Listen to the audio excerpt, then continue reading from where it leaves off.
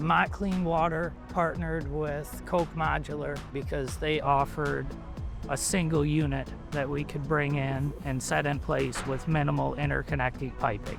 That's something that the customer really wanted. We worked with them during the PDP whenever they came to us with this concept, and we proved it out there as well as in our pilot plant. And we worked hand in hand with them throughout the detailed design efforts, as well as coordinating the delivery of the project and coordinating the setting of the module today.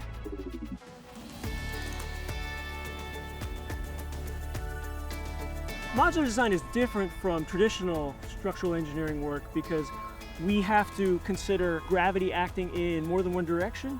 Usually when you do a stick-built job, all your gravitational forces are acting downwards. We have to design these modules to be lifted, to be shipped in the horizontal position where your forces change direction. So structurally, you have a lot of different cases that you really need to consider other than what you would do for a normal stick-built construction. Our particular unit takes an aqueous feed stream and recovers 10 to 20 tons a day of aqueous ammonia, which is then sold as fertilizer.